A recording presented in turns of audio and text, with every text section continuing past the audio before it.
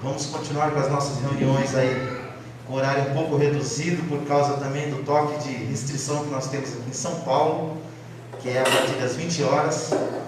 Os nossos cultos de domingo serão das 17h30 até no máximo às 19h30. E na semana o culto vai começar um pouquinho mais cedo, às 18h30, na quarta e na sexta-feira, terminando às 20 horas. Mas nós não podemos parar, né? Que o Senhor nos dê graça. Oramos aí por todos aqueles que estão com suas famílias enlutadas, oramos por aqueles que estão enfermos. Quantas pessoas ainda estão aí lutando para vencer esta pandemia de diversas formas? Não só aqueles que perderam pessoas ou aqueles que estão enfermos, mas também nós temos muitas pessoas aí que são afetadas indiretamente com o fechamento de suas empresas, com a perda de seus empregos, reduções de salários, enfim, vivemos um momento que mais do que nunca nós precisamos da ajuda de Deus e também da união dos irmãos, que nós possamos nos unir para que juntos nós possamos vencer todo o mal. E o texto que nós vamos ler no capítulo 24, do versículo 1 até o 12 de Lucas, fala de uma retumbante vitória que é a marca central do cristianismo. Quando nós falamos de Jesus, nós enfatizamos a sua morte, mas também nós enfatizamos a sua ressurreição. Lucas capítulo 24, do versículo 1 ao 12, deixa para a gente uma convicção, uma certeza, que a morte não terá a última palavra, que a dor e o sofrimento não terá a última palavra, que em Cristo ainda existe uma esperança.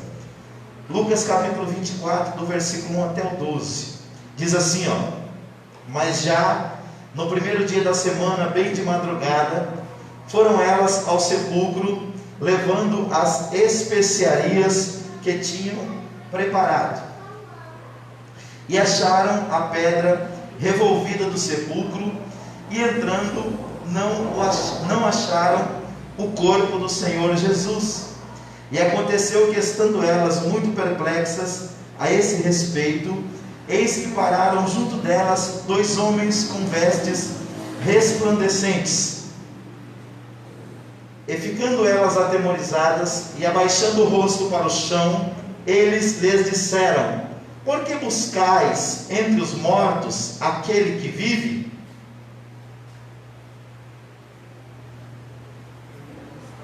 Ele não está aqui, mas ressurgiu. Lembrai-vos de como vos falou, estando ainda na Galiléia, dizendo: importa que o Filho do Homem seja entregue nas mãos de homens pecadores e seja crucificado, e ao terceiro dia ressurja. Lembraram-se então das suas palavras, e voltando do sepulcro, anunciaram todas estas coisas aos 11 e a todos os demais. E eram Maria Madalena e Joana, e Maria, mãe de Tiago. Também as outras que estavam com elas relataram estas coisas aos apóstolos. E pareceram-lhes como um delírio as palavras das mulheres, e não lhes deram crédito. Versículo 12, para finalizarmos.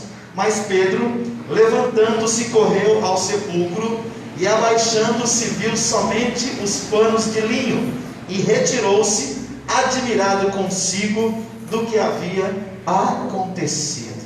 Amém, queridos? Vamos orar, e logo após nós vamos falar um pouco sobre a Páscoa e o seu significado bíblico. Pai querido, Deus amado, nós te louvamos pela tua palavra, Senhor, que sempre foi, é e sempre será lâmpada para os nossos pés e luz para o nosso caminho. Te damos graças, Senhor, porque o Senhor ressuscitou, e hoje diz a tua palavra, tu estás à destra do Pai, intercedendo por nós. Queremos pedir, meu Deus, a ti, que nos ajude a transmitir uma palavra de fé, de amor e de esperança, àqueles que estão aqui na igreja, Pai, e aqueles que estão lá no seu lar, acompanhando esta live. Que o teu Espírito Santo, Pai, venha ministrar ao coração das pessoas que nos ouvem, uma palavra, meu Deus, que traga conforto e esperança para as suas vidas. Somos gratos, ó Pai, porque até aqui o Senhor tem nos ajudado. como louvamos nesta noite, Senhor, porque o Senhor vive, nós podemos crer no amanhã, porque o Senhor vive, meu Deus, o medo não vai vencer a fé, mas a esperança, Pai, vai nos ajudar a superar tudo aquilo que vem, que é contrário àquilo que nós cremos, acreditamos e esperamos do Senhor. É o que nós te pedimos nesta noite, Pai. Fala conosco mais uma vez, por bondade e por misericórdia, no nome de Jesus. Amém. Queridos, o texto que nós acabamos de ler, ele é um dos pilares da nossa fé. Por que um? Porque o outro pilar da nossa fé é a morte de Jesus. Se Jesus não tivesse morrido em nosso lugar, hoje nem aqui nós estaríamos. Porém, se Ele também não tivesse ressuscitado, a nossa fé seria, na verdade, vã, como bem discorreu o apóstolo Paulo na sua carta aos Coríntios, no capítulo 15, quando ele enfatizou para aquela igreja, alguns ensinadores vinham trazendo algumas distorções doutrinárias, dizendo que Jesus não havia ressuscitado. E Paulo fez questão de escrever um capítulo inteiro para defender essa questão e para deixar bem claro para os irmãos, de forma irrefutável, que Jesus havia ressuscitado.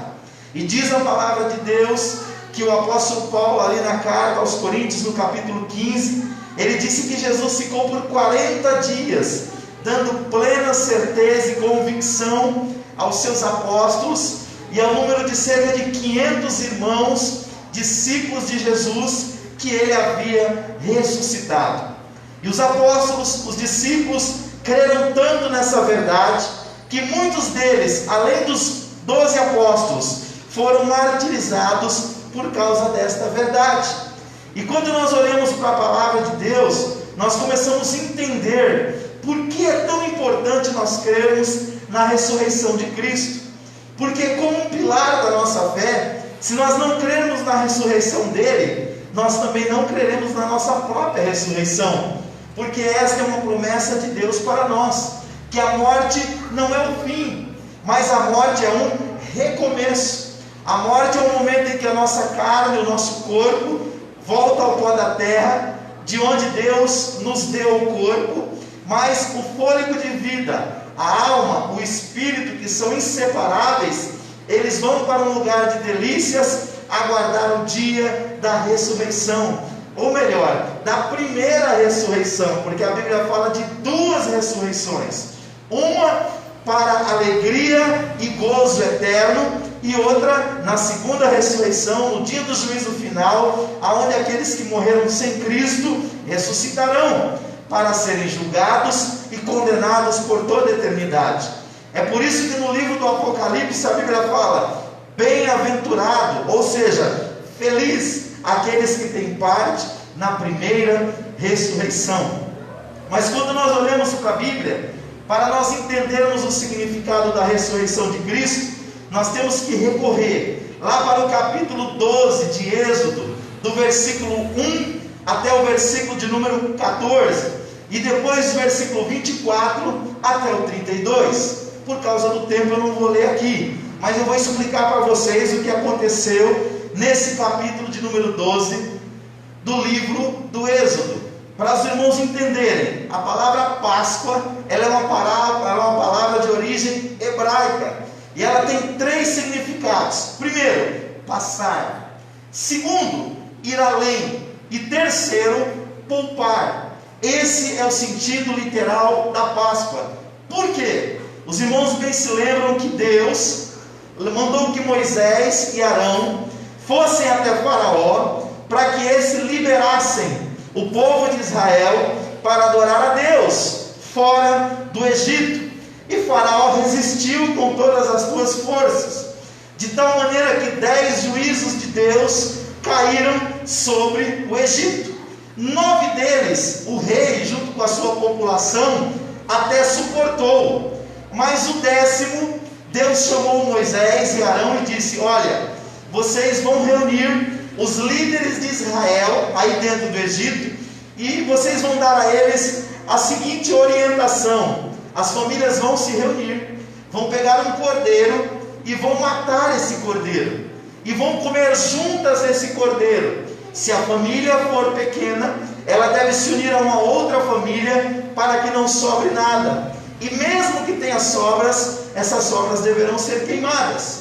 Porém, o sangue desse cordeiro deverá ser passado nos umbrais das portas, naquilo que nós hoje chamamos de batente, nos batentes das portas, nos portais. Para quê? Para que quando eu enviar o meu anjo, que vai trazer o 10º juízo sobre a terra do Egito, quando ele ver uma casa onde há o sangue, ele não entrará ali. E quando ele chegar numa casa onde não há o sangue, que seria a casa dos egípcios, o primogênito dessa casa será ceifado. Porém, isso não era apenas um juízo de Deus sobre a terra do Egito, era uma profecia que apontaria para Jesus, o Messias, que seria o Cordeiro de Deus, lá no Novo Testamento. E a Bíblia revela, lá em Êxodo, capítulo 12, do versículo 1 ao versículo 14, Deus dando essa orientação para Israel. E do versículo 24 ao 32, eles colocando esta orientação em prática. E do jeito que Deus prometeu, assim aconteceu. O anjo visitou o Egito naquela noite, e o choro foi desde a família mais pobre dos egípcios até a família, o palácio de Faraó. Mas quando o anjo chegava em uma casa onde ele via o sangue aspergido nos umbrais das portas, a Bíblia diz que ele passava, que ele ia além e que ele poupava o primogênito desta casa. E ele fez isso em todas as famílias que estavam na terra de Gósen, que era a terra onde estava o povo de Israel dentro do Egito. E ali naquela noite a Bíblia fala que houve um grande choro na terra do Egito. Porém, logo após, Faraó reconheceu nisso a mão de Deus e liberou Israel para ir embora, para adorar a Deus. Diz a palavra do Senhor que a partir daí Israel começou todos os anos, no mês que era conhecida como Abib, que era o mês ali entre março e abril, Abib ou Nisan, no calendário judaico, no dia 14, eles comemoram até hoje a Páscoa, aonde eles se lembram o que Deus fez por eles, tirando eles com mão forte da terra do Egito. Porém, isso era uma profecia, como eu bem disse. Então, se o significado para Israel foi literal, para a igreja existe um significado simbólico. E esse significado simbólico para a igreja, ele traz para nós uma verdade: Jesus é o nosso Cordeiro Pascual, ou seja, aquele que morreu em nosso lugar. Eu vou pedir para a pastora colocar para nós aqui o Evangelho segundo escreveu João, no capítulo 1, no versículo 29 e 36, aonde João Batista, que foi o precursor do Messias, no dia em que ele viu Jesus, o seu primo de segundo grau, e ele reconheceu nele o Messias, ele deu o seguinte brado, versículo 29, depois o versículo 36. No dia seguinte, João viu a Jesus, que vinha para ele, e disse: Eis o Cordeiro de Deus, que tira o pecado do mundo. E depois o versículo 36, e olhando para Jesus que passava, disse: Eis o Cordeiro de Deus. Irmãos, esses dois versículos mostram que João Batista viu na pessoa de Jesus, o Cristo, e o cumprimento da profecia do Antigo Testamento. É por isso que Jesus, durante 3 anos e meio que esteve com seus discípulos, ele celebrou a Páscoa. Mas na última Páscoa que ele celebrou, ele também instituiu a Santa Ceia, ou a Ceia do Senhor, como nós conhecemos e celebramos até hoje. Por que a igreja evangélica cristã não celebra a Páscoa? Porque nós entendemos que a Páscoa teve o seu cumprimento na pessoa de Jesus, e a partir dali, Jesus se torna o cumprimento de todas as profecias do Antigo Testamento, referentes ao Cordeiro Pascual. Então hoje nós não precisamos mais matar um cordeiro mas num dia como esse, nós nos lembramos o que Jesus fez em cumprimento de todas as profecias veterotestamentárias. Então, eu quero ler ainda com vocês mais 2 versículos em Romanos 5, versículo 8 e Romanos 8, 34, que mostra que Jesus morreu em nosso lugar. O cordeiro que era sacrificado lá no templo em Jerusalém, ele cobria de forma provisória os pecados dos homens, até que viesse Jesus, o cumprimento de todas essas profecias, e oferecesse um sacrifício único, perfeito e irrefutável. Romanos 5,8 diz assim, mas Deus dá prova do seu amor para conosco, em que, quando éramos ainda pecadores, Cristo morreu por nós. E Romanos 8,34 diz a mesma coisa, só que com algumas outras palavras. Olha o que diz o texto: quem os condenará? Cristo Jesus é quem morreu, ou antes, quem ressurgiu dentre os mortos, o qual está à direita de Deus e também intercede por nós. Então, nesses textos, o que nós encontramos? Nós encontramos o cumprimento do significado da morte do Cordeiro no Antigo Testamento. Para Israel, a Páscoa simbolizava a saída do Egito. Para nós, a Páscoa simboliza a morte, mas também a ressurreição do Cordeiro de Deus, que tira o pecado do mundo. Você pode dizer glória a Deus? Aleluia! Isso para nós, irmãos, é um grande privilégio. É por isso que nós não podemos esquecer do que Jesus fez por nós. É por isso que nós celebramos a ceia, lembrando sempre o que Jesus fez em nosso lugar. E para fecharmos essa questão de Jesus Cristo morrendo em nosso lugar, vamos ler ainda um outro texto também do apóstolo Paulo, em 1 Tessalonicenses capítulo 5, versículos 9 e 10. E falei do sentido literal da morte do Cordeiro para Israel e da Páscoa, depois do sentido simbólico, figurado, verdadeiro e real para nós, que é Jesus, o cumprimento dessa profecia. 1 Tessalonicenses 5, 9 e 10 diz assim, porque Deus não nos destinou para a ira, mas para alcançarmos a salvação por nosso Senhor Jesus Cristo. Versículo 10, que morreu por nós, para que, quer vigiemos, quer durmamos, vivamos juntamente com Ele. O que Paulo quis dizer aqui? Se nós estivermos em vida, nós somos do Senhor. Se nós morrermos, nós continuamos sendo dele, porque nós temos uma esperança, que um dia nós o veremos, assim como Ele é. Terceiro lugar, se temos uma sexta-feira da paixão, que é o dia que Jesus sofreu, que é o dia que Jesus morreu, nós também temos um domingo de Páscoa. Ou seja, nós temos a ressurreição de Jesus e um recomeço. Ou seja, se nós só tivéssemos Jesus morto na sexta-feira, a nossa fé não teria valor. Mas como nós temos a sua ressurreição no domingo de Páscoa, o nosso coração se reveste de esperança. Mateus capítulo 28, do versículo 6 ao 7, diz que Ele ressuscitou. E em 1 Coríntios 15, 20 diz que Ele fez isso para nunca mais morrer de novo. Mateus 28, 6 e 7 diz assim, não está aqui porque ressurgiu, como Ele disse. Ou seja, quando as mulheres vieram para ungir o corpo de Jesus, que o costume era esse: quando alguém morria, ele era embalsamado, ele era perfumado e depois ele era colocado no sepulcro. Mas como Jesus morreu no finalzinho da tarde, e o sábado dos judeus já começa às 18 horas da sexta-feira, elas não puderam preparar o corpo dele para ficar no sepulcro. Por quê? Porque senão elas estariam quebrando o sábado. Então, assim que ele foi colocado no sepulcro, colocaram uma pedra na porta e elas aguardaram que passasse o sábado, para no domingo pela manhã vir ali e preparar o corpo dele para ficar o tempo todo ali no sepulcro, como era costume fazer com todos os mortos.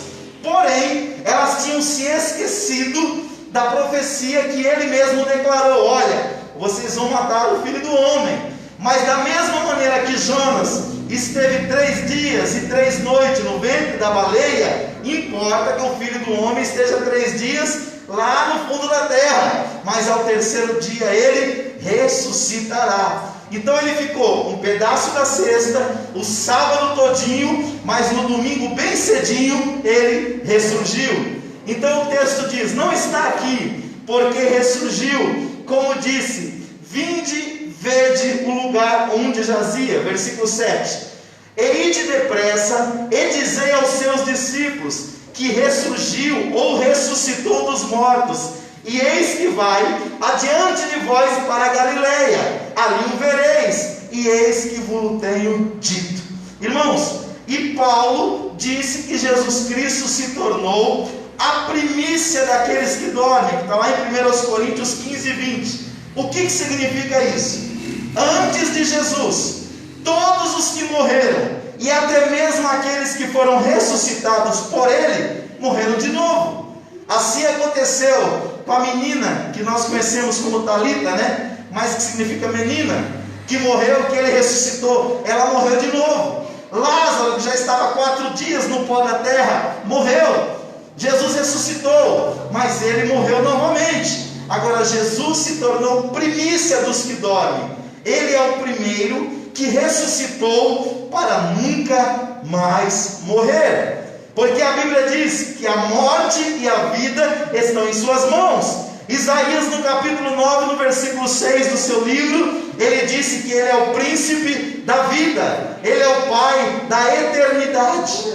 Aleluia! 1 Coríntios 15, 20 diz assim, ó: mas na realidade, Cristo foi ressuscitado dentre os mortos, sendo ele as primícias dos que dormem. Primícia é primeiro. O que Jesus fez, ninguém nunca tinha feito. Ele é o primeiro que ressuscitou, está sentado à destra do Pai, aguardando o dia para vir buscar a sua igreja e ponto. Então, é por isso que nós podemos celebrar o domingo de Páscoa, porque nós sabemos que ele morreu, ao terceiro dia ressuscitou, mas ele vive. E se ele vive, nós podemos ter esperança que um dia ele virá para nos buscar. Aleluia! E eu quero concluir esta mensagem dizendo: por que foi que Jesus ressuscitou? Primeiro, nós vamos ler nos textos bíblicos, João capítulo 2, versículo 22. O primeiro motivo de Jesus ter ressuscitado foi para que todos os seus discípulos crescem nele. Se Jesus tivesse morrido, mas não tivesse ressuscitado, ele seria apenas mais um líder ou fundador de uma religião. Porque todos os grandes líderes religiosos morreram pela causa que acreditavam, mas continuam no pó da terra. João capítulo 2, versículo 22 diz assim, ó: quando, pois, ressurgiu dentre os mortos, seus discípulos se lembraram de que disseram isso, e creram na Escritura e na palavra que lhes havia dito. Primeiro motivo para Jesus ressuscitar é para que a gente creia nele, irmãos. Aleluia! Segundo, Atos capítulo 2, versículo 32. Segundo motivo de Jesus ter ressuscitado foi para nós sermos as suas testemunhas. Pastor, mas testemunha não é alguém que viu alguma coisa? Sim, mas testemunha também é alguém que ouviu alguma coisa. No capítulo 10, no versículo 17 de Romanos, a Bíblia diz que a fé vem pelo ouvir. E ouvir o que? A palavra de Deus. Então, você não viu Jesus, mas você ouviu a palavra dele. E quando você ouviu a palavra dele, você creu nele. E quando você creu nele, você se tornou uma testemunha dele. Por que você está aqui? Num domingo como esse, no meio de uma pandemia. Você poderia estar em qualquer lugar, mas por que você está aqui? Porque você crê nele e porque você é uma testemunha dele. Aleluia! É por isso que o reino de Deus é impossível de ser parado, porque a verdadeira testemunha, ela não deixa de compartilhar com outros aquilo que ela acredita, o reino que ela representa e a fé que ela carrega.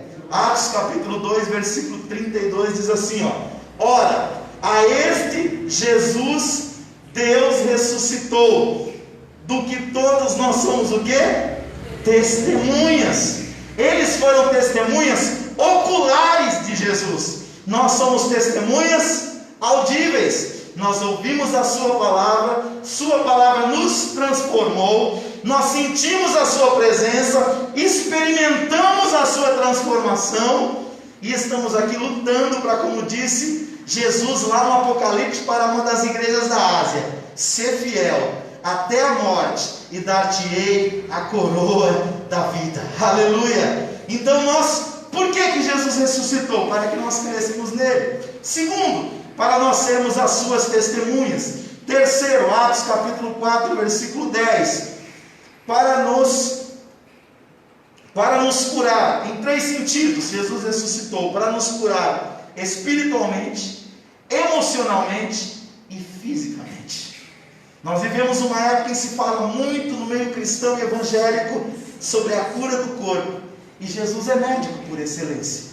Se você tem uma enfermidade, Ele pode te curar.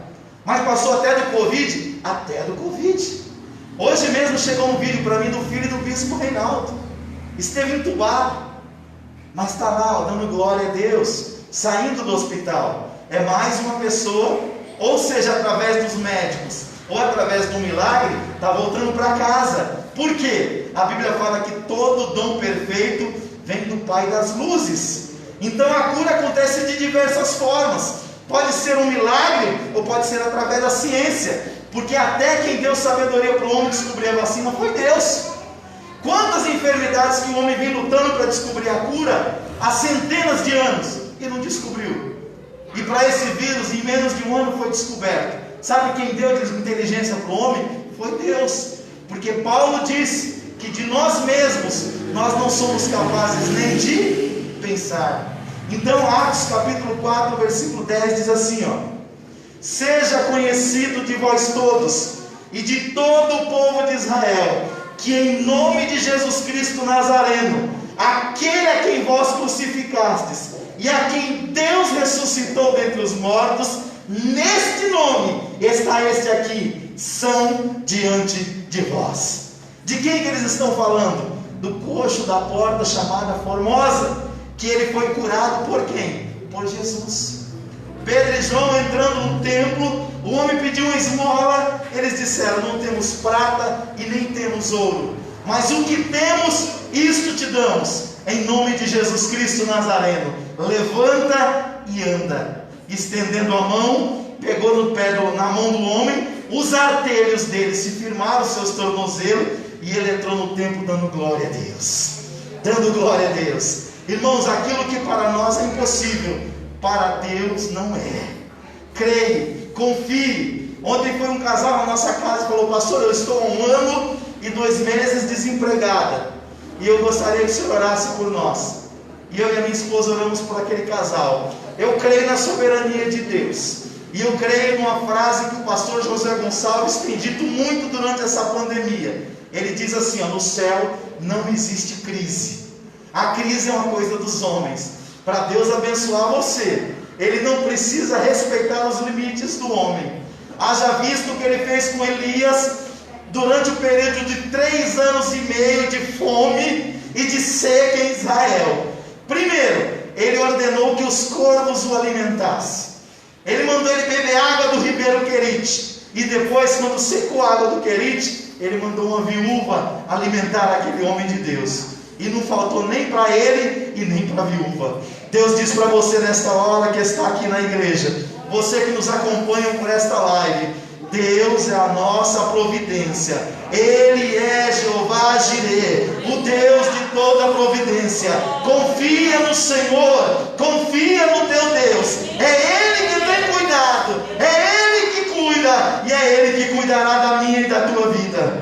Deixa eu concluir. Ele é aquele que cura o espírito e a alma no corpo, e por isso Ele ressuscitou. Quinto lugar, Ele ressuscitou, Romanos 7,4, para nós darmos frutos para Deus.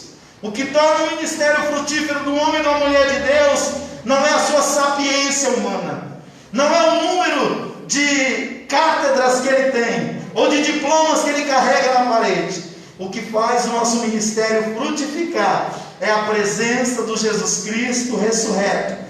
Romanos capítulo 7, versículo 4 diz assim: assim também vós, meus irmãos, foste mortos quanto à lei, mediante o corpo de Cristo, para pertenceres a outro, aquele que ressurgiu dentre os mortos, a fim de que demos frutos para Deus. E o crente dá fruto de duas maneiras: um fruto interno, que é o fruto do Espírito, é a mudança do caráter, e um fruto para fora, é aquilo que você faz pelo reino, é aquilo que você faz pela causa, é aquilo que você faz pela obra, é aquilo que você faz pelas pessoas que Deus ama. Fomos chamados por Ele que ressuscitou para darmos fruto. Sexto lugar, Romanos capítulo 8, versículo 11. Ele ressuscitou. Por quê, pastor Davi? Para um dia nós também sermos ressuscitados, literalmente. Tenha certeza de uma coisa: essa pessoa que você ama, que dormiu no Senhor, que você levou ele lá no cemitério São Luís, que você levou ele lá no Parque das Cerejeiras, que você levou ele lá no Parque do IP, se ele tem a fé em Cristo, que a Bíblia diz, você não viu ele pela última vez ali. A promessa bíblica é que um dia o Senhor o ressuscitará. O corpo que dorme no pó da terra vai se levantar, porque Romanos 8:11 diz que aquele que ressuscitou a Cristo ressuscitará você também. Olha o que diz Romanos 11: e se o Espírito daquele que dos mortos ressuscitou a Jesus habita em vós, aquele que dos mortos ressuscitou a Cristo Jesus há de vivificar também os vossos corpos mortais, pelo seu Espírito que em vós habita. É por isso que Paulo, quando escreve na sua carta aos Tessalonicenses, ele disse: não vos entristeçais como aqueles que não têm esperança. Ele não disse para você não se entristecer, porque é impossível quem ama perder alguém para a morte e não se entristecer. Só se tiver um problema psicológico. Se for sadio na mente, sofre. O coração dói, chora o luto. Perder pai, perder mãe, perder irmão, perder filho, perder avó. Meu Deus, imagina o pranto que hoje esse mundo vive. Porque as pessoas sempre morreram e muitos. Mas nessa época, isso aumentou e muito. Deixa eu te dizer uma coisa: Deus não ignora a sua dor. Deus não ignora o seu sofrimento, mas Ele disse: não se entristeça, vírgula, com os que não têm esperança. Por quê? Você tem uma esperança, eu tenho uma esperança, e quem nos garante essa esperança? A ressurreição de Jesus, o domingo de Páscoa, aleluia. A Bíblia diz: aquele Espírito que ressuscitou Jesus vai vivificar os corpos mortais daqueles que creem nele. Você crê nele? Aleluia! Eu creio nele, irmãos, até o meu tutano. E é por isso que eu falo disso com tanta convicção. O Espírito que habita em mim testifica com o teu Espírito e revela pela palavra que nós somos filhos de Deus. Aleluia! Sétimo e último lugar, 1 Pedro capítulo 1, versículo 21. Por que Ele ressuscitou? Para nós não perdermos a esperança. Pastor Davi, define aí com as suas palavras o que é esperança. Para mim, esperança são duas coisas. Primeiro, tudo o que nós vemos de ruim um dia vai passar. Deus não ignora a nossa dor. Jesus, o Pai, só teve um filho que nunca pecou, mas Ele nunca teve um filho que nunca sofreu. Então Jesus provou no seu corpo o que é a dor, o que é o sofrimento. Mas um dia tudo isso vai passar, porque a promessa é: o Senhor limpará dos vossos olhos toda lágrima. É nisso que está calcada a nossa fé. Nós não vivemos só pela sexta-feira da paixão, do sofrimento, da dor, da morte, da agonia. Não! A igreja em Cristo vive pela esperança do domingo de Páscoa. 1 Pedro capítulo 1, versículo 21. E em segundo lugar, não só tudo isso vai passar, mas nós cremos que o melhor de Deus ainda está por vir. Porque a Bíblia diz que a cada dia que passa, o dia da nossa redenção está mais próximo. Jesus, falando com os seus discípulos, ele falou dos sinais da sua volta. E ele disse: quando virdes acontecer todas estas coisas, levantai as vossas cabeças, ou seja, olhai para o céu, a vossa redenção está próxima. Esses dias alguém disse para mim que acha que nós já estamos no período da grande tribulação. Eu, como pré-tribulacionista, que acredito que a igreja não passará pela grande tribulação, acredito que nós estamos vivendo o princípio das dores. Mas eu tenho convicção de uma coisa: ou pré, ou pós, ou antitribulacionista, nós cremos numa coisa: Jesus vai voltar. E Ele é a nossa maior esperança. E Ele é a nossa maior alegria. E o estado de coisas que nós estamos vivendo não é a última palavra de Deus para a humanidade. Um dia, tudo isso vai ter um fim. 1 Pedro capítulo 1, versículo 21 diz assim: que por Ele credes em Deus, que o ressuscitou dentre os mortos, e lhe deu glória, de modo que a vossa fé e esperança estivessem em Deus. Aonde está a tua fé, igreja? Aonde está a tua esperança em Deus? Eleva os meus olhos para o monte. De onde me vem o socorro? O meu socorro vem do Senhor. O teu socorro vem do Senhor. O teu socorro vem do Senhor, que fez os céus e a terra. Se coloca de pé em nome de Jesus. Ministério de louvor, se aproxima para louvar a Deus com mais um hino. Nós vamos louvar e vamos para o nosso lado. Mas com uma convicção, nós cremos: Ele vive. E se Ele vive, nós podemos crer que a morte, a dor, a Covid-19 não terá a última palavra. Eu recebi com muita tristeza no meu coração, irmãos, porque eu sou humano, a notícia que o pastor Alexandre, que há pouco mais de um mês, estava aqui nesse púlpito, nessa tribuna, falando a nós aqui no dia 28 de fevereiro, Emily. E ele pregava a seguinte mensagem: quais são as suas prioridades? E a semana passada, na última segunda-feira, chegou a notícia para a gente que o Senhor havia recolhido ele. Homem novo, cheio de vida. Só que eu me lembrei das palavras do apóstolo Paulo, que diz: combati o bom combate, terminei a carreira e guardei a fé. Eu me lembrei das palavras do salmista, que diz: preciosas são aos olhos do Senhor a morte dos seus santos.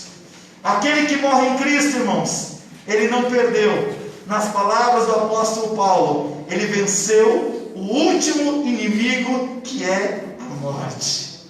Então hoje eu estou aqui, amanhã só Deus que sabe. Porque hoje tem um negócio no Brasil que parece que só morre por Covid. Mas, irmãos, as pessoas continuam morrendo dos motivos mais diversos. É a única certeza que nós temos: um dia todos vamos morrer. Mas deixa eu te dizer uma coisa: a morte não é o fim. A morte não é a última palavra. O melhor de Deus ainda está por vir. Cristo ressuscitou, e é nisso que nós cremos. Um dia todos nós estaremos perante Ele, para receber o galardão e para estar para todos sempre com o Senhor. E as palavras de Paulo foi: consolai-vos uns aos outros com estas palavras. Nós temos esperança, irmãos. Nós não precisamos agir como se nada estivesse acontecendo, não. Não precisamos ser negacionistas, não. Mas podemos segurar na mão de Deus e dizer: Senhor, segura também na minha mão.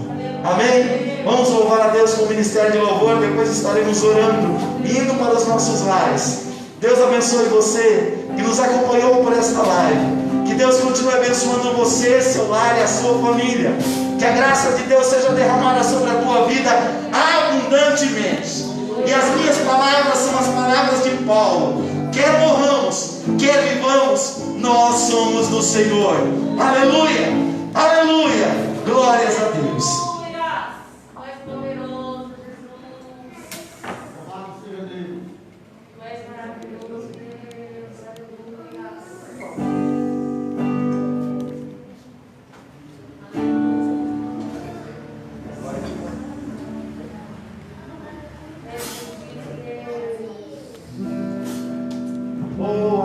lugar.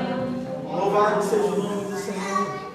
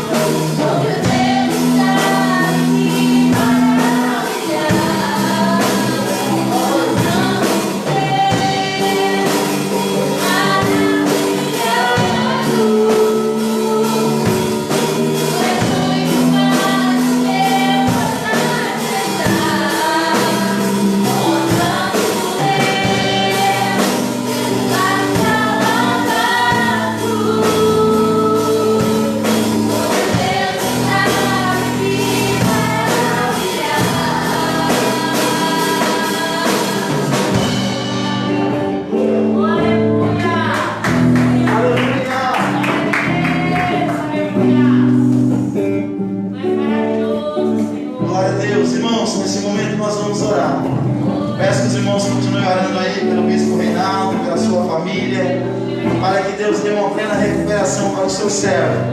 Orei também para a nossa irmã Elmara, irmã do nosso irmão pastor Evilânio, para que Deus dê ela saúde e em breve ela possa estar em casa com a sua família. E oramos uns pelos outros, para que o Senhor venha nos conceder graça e vitória. Lembrando a todos, nós voltamos com os nossos cultos presenciais, com 25% da capacidade aí do templo. Aqui cabe umas 100 cadeiras, então até umas 25 pessoas dá para congregar aqui tranquilo. Amém?